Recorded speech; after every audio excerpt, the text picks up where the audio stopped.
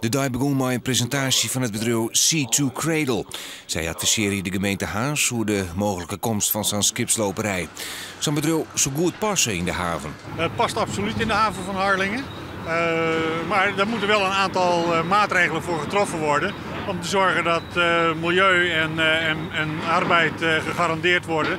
Dat het zonder ongelukken en milieueffecten kan gebeuren. De binnenlinnig een peer betingsten. Je moet in het voor goed op papier zetten wat er al en net maai.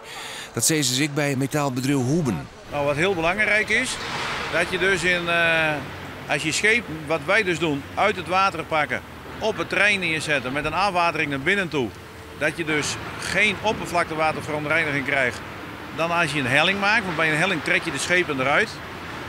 Dan schraap je eigenlijk het schip over een betonvloer of over stalen platen. Het bedrijf in Kampen het fjouwer de West, maar het varen krijgen van alle vergunnings. Je ziet nu een hypermoderne sloperij die het voldocht aan alle eersken. De riersleden uit Haas bent onder de indruk. Wat opvalt is hoe skerig het hier is. Daar beloof ik bij. Waar wij met name naar skerig zijn is het lawaai wat er maar gepeerd gaat. En ja, we laten eerst de druk op zien. We hebben een keer de bal uit bij het college, maar het is maar een voorstel komen. En dan zullen we dat beoordelen. Hokkenplan erin komt, de sloperij moet voldaan aan alle eersken. Ik vind sowieso dat je bij dergelijke bedrijven altijd de meest strenge milieueisen in acht moet nemen. En waar mogelijk nog extra dingen moet afdwingen. Hè? Zodat het niet ten koste gaat van andere dingen die ook in Harlingen gebeuren. Wat is uw advies voor Harlingen?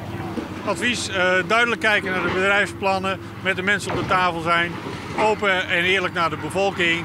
En de garanties krijgen dat het kan. Mocht er hier positief wezen en mocht de skipsloperij er komen, dan bloot er in de toekomst van zo'n skip dit oer.